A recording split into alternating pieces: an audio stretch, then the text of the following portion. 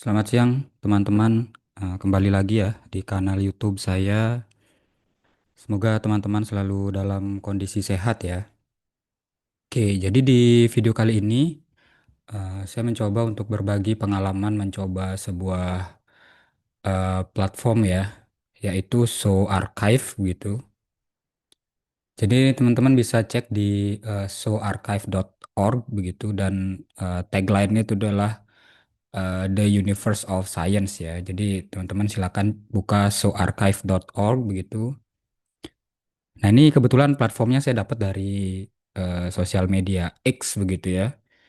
Jadi ada foundernya begitu yang memberikan informasi terkait apa platform ini dan ini cara mencari apa namanya literaturnya gitu ya atau referensinya itu sangat menarik begitu ya. Jadi seperti kita bermain game begitu. Oke, teman-teman, sebelum kita membahas soal archive ini, saya mau sedikit berbagi pengalaman ya tentang join di Scinet. Kemarin kan saya membuat video terkait Scinet ini, kemudian dan setelah saya buka ternyata sekarang sudah ada beberapa cara untuk kita bisa dapat invite code-nya ya. Memang sih masih menggunakan Solana begitu ya. Yang pertama kita bisa menggunakan tip link ya, teman-teman. Ini juga eh, dompet begitu.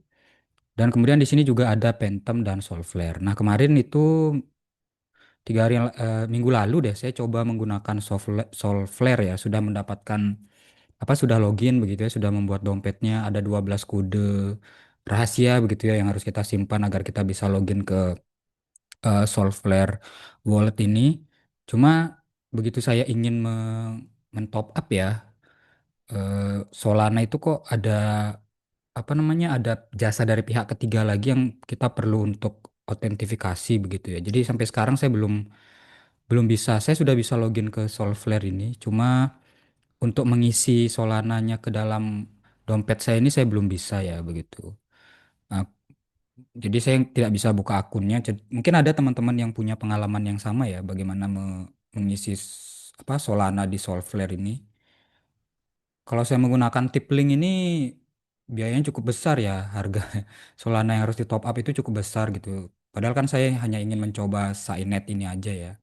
Ini cukup besar begitu. Kalau Phantom ini saya belum coba. Terakhir saya coba Solflare ini, tapi ada jasa pihak ketiga yang memerlukan registrasi juga dan itu belum saya terima di email sehingga sampai sekarang saya juga belum bisa mengisi Solana begitu ya di Solflare wallet saya ini. Mungkin ada teman-teman yang punya pengalaman yang sama nanti bisa tulis di kolom komentar gitu ya.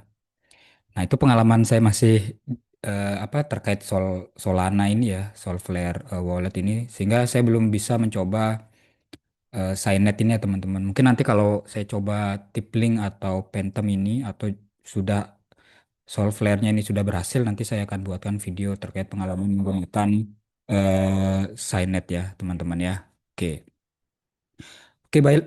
Sekarang balik lagi kita ke platform soarchive.org begitu ya. Nah ini seperti apa namanya foundernya sampaikan ya di apa namanya di platform X-nya begitu ya. Nah, ini kita seperti mencari universe gitu ya, seperti alam semesta begitu. Jadi kita seperti bermain game. Cuma memang database yang dipakai ini adalah di archive.org ya, seperti teman-teman lihat di bagian bawah ini. Nah, ini ada sumbernya semua adalah archive.org begitu ya. Jadi semua semua database artikel yang ada di sini itu adalah archive.org untuk org itu ya sumbernya. Hanya saja saya yang hanya saja begini cara menggunakannya itu kita seperti menelusuri apa namanya planet-planet begitu ya. Setiap titik yang kita tuju ini teman-teman nanti di atas ini akan ada judul-judul artikelnya ya. Nah, yang di atas ini kan berubah ya. Kalau kita tunjuk satu titik ini maka di atas itu akan ada judul-judul artikel yang atau referensi yang apa namanya yang ada begitu. Nah, kalau kita mau menelusuri itu kita apa namanya pakai seperti bermain game ya. WAD ya. Nah, W itu adalah maju begitu ya. Mungkin teman-teman yang game seperti PUBG gitu ya atau Counter Strike gitu ya, itu pasti paham familiar dengan kursor apa dengan arah WAD ya. W itu maju ya teman-teman. Kemudian kalau belok kita bisa arahkan kursor. Nah seperti ini belok kursor atau pakai maju kemudian pencet D juga bisa gitu ya. Jadi apa namanya seperti kita bermain game apa namanya tembak-tembakan ya. Jadi kita bisa maju klik W gitu. Kemudian kalau mau ke kiri kita klik kursor mouse-nya kita arahkan ke kiri gitu. Jadi kita seperti melihat universe gitu ya. Eh, karena tagline ini di sini adalah the universe of science begitu. Nah, kita bisa lihat cuma saya tidak tahu apa bedanya ya antara yang sinar putih gitu ya dengan yang sinar orange ini bedanya apa. Dan kalau sudah kita lewatin itu kita nggak bisa balik lagi ya teman-teman ya. Nah, itu nggak bisa balik lagi. Nah, nah seperti ini dia kan nunjuk nunjuk satu artikel gitu ya. Nah, kalau kita mau buka kita bisa klik Q ya, kita bisa klik Q. Nah, kemudian dia akan terbuka papernya ya. Nah, ini papernya. Jadi kan judulnya Efficient Constructive Learning via Novel Data Augmentation and Curriculum Learning ya. Nah, ini juga sama persis seperti itu.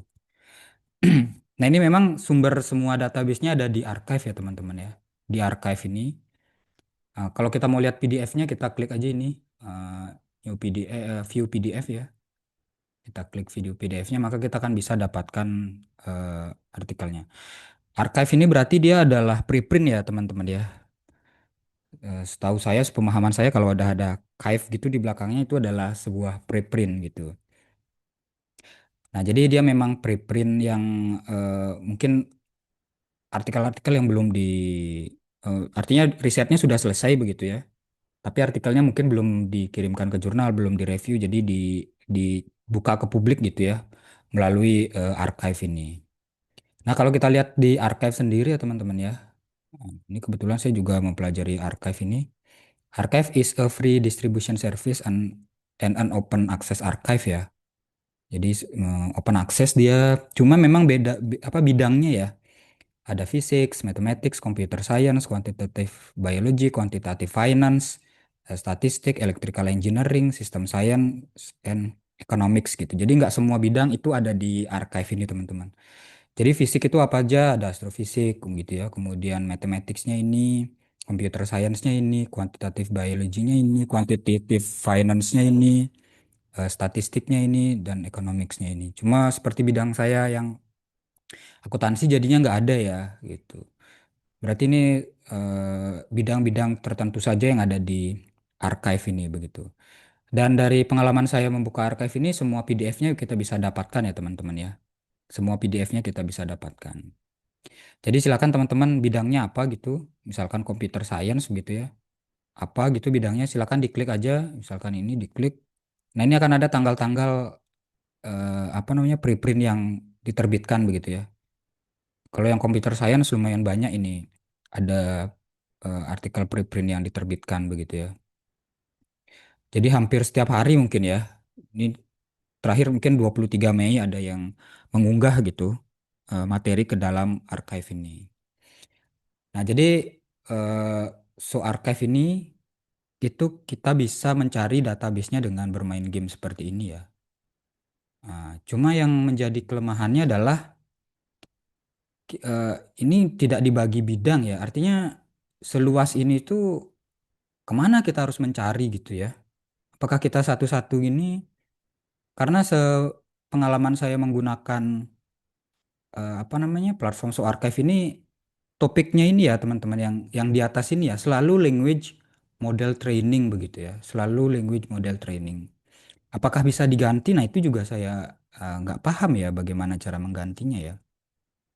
Saya copy ke sini ada tulisan teleport gitu ya. Cuma ini apa ya belakangnya? ABS slash ini apa ya? Ini saya cari-cari gitu maksudnya slash itu apakah bidang ini tapi ini nggak beda gitu. Apa kemudian menunya gitu ya. Nah, ini juga saya nggak paham ya bagaimana cara kita teleport ini ya. Apa kita tapi kalau tulis accounting kan di sini nggak ada accounting begitu ya. Artinya memang database yang ada di apa namanya soarchive.org ini ya yang ada di archive aja ya, teman-teman ya. Mungkin yang teman-teman bidangnya matematik begitu ya, atau computer science, atau statistik itu bisa mencari di sini. Hanya saja permasalahan saya adalah saya nggak bisa ganti ini ya. Language model ini bagaimana ini cara menggantinya sehingga semua artikel yang saya tunjuk itu selalu di topik language model training ya teman-teman. Nah saya nggak paham nih cara menggantinya apa, bagaimana ya. Kemudian kalau sudah lewat ya lewat aja gitu. Dan terus apa bedanya yang orange dengan yang putih ini saya juga nggak paham ya apa bedanya ya. Nah, kalau kita misalkan yang putih ini ya, nah, ini kemudian kita klik Q.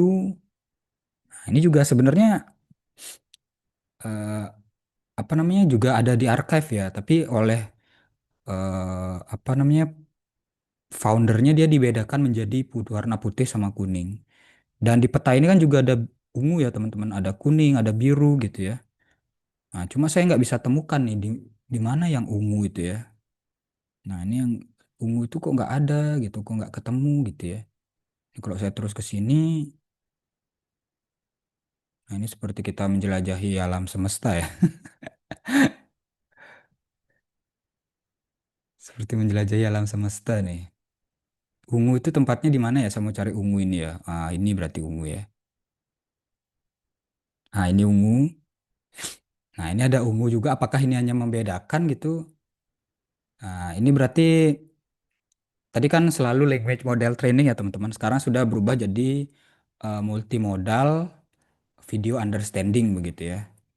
Nah, berarti simpulan saya warna-warna ini menunjukkan area risetnya begitu ya. Bidang-bidang risetnya yang ada di archive ini begitu ya.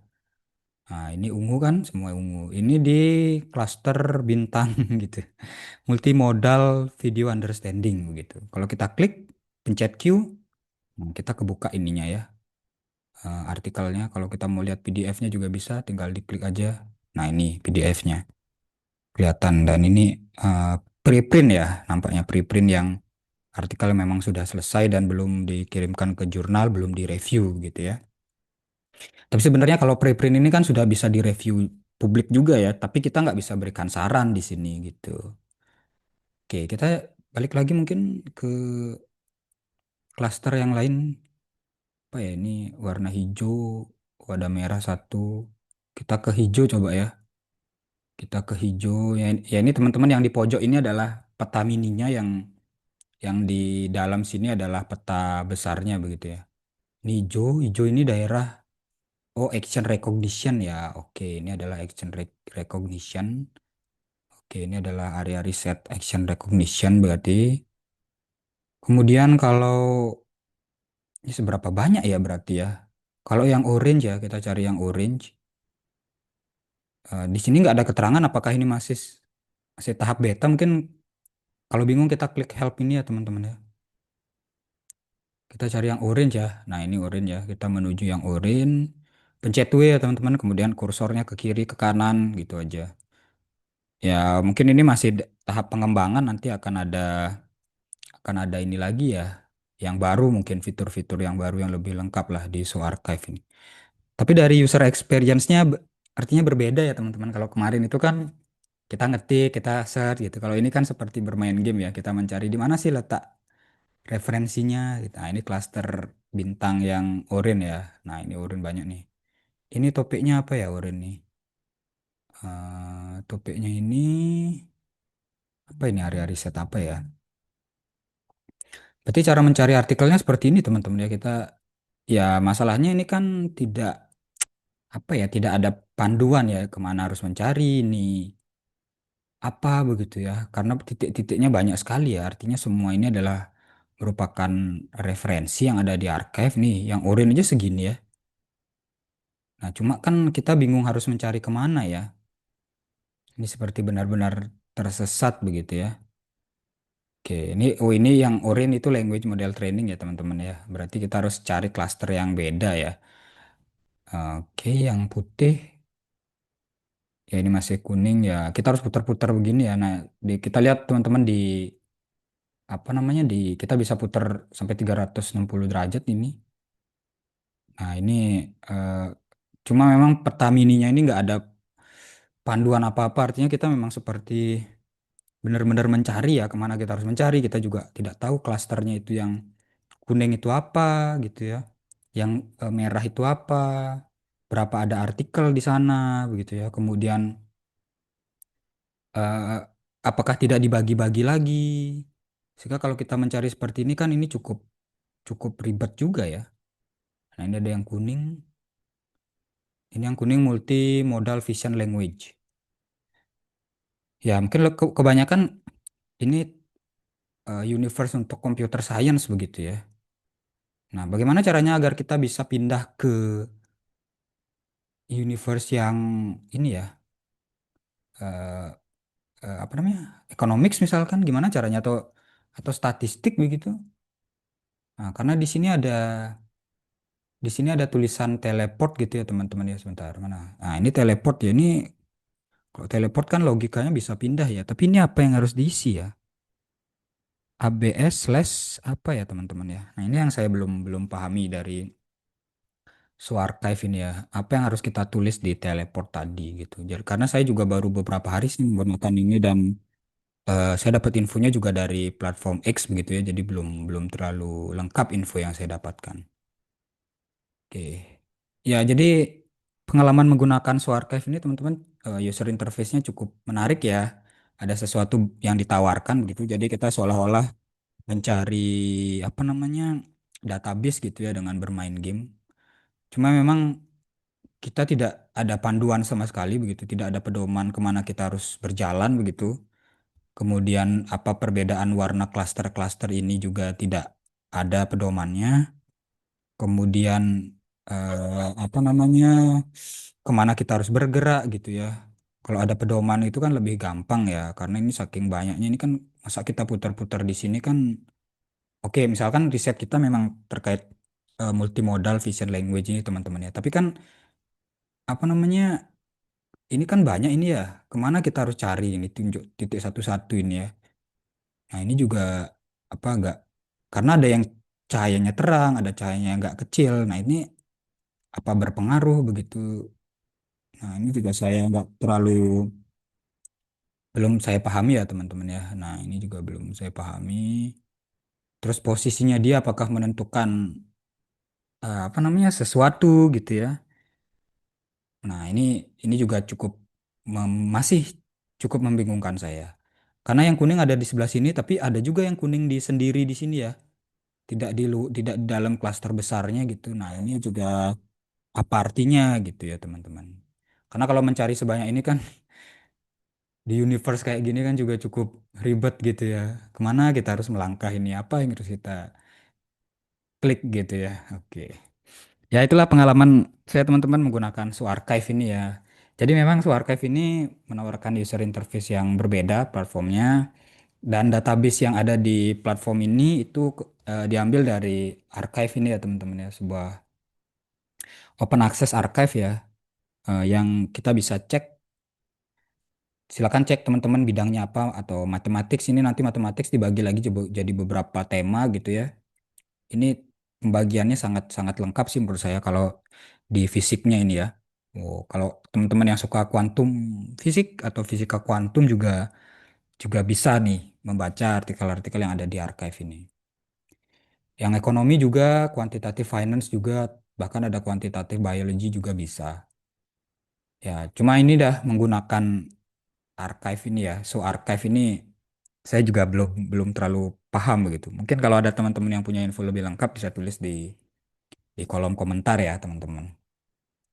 Ya, jadi demikian pengalaman saya teman-teman ya menggunakan Archive ini. Semoga bisa memberikan informasi tambahan untuk teman-teman. Jadi memang kalau kita pakai ini dapat sih literatur ya, cuma masih satu-satu gitu ya. Kita belum bisa ekspor dia dalam bentuk RIS misalkan untuk kita masukkan ke reference manager ya. Kemudian kita belum bisa arahkan kemana ini arahnya, karena saking banyaknya ada.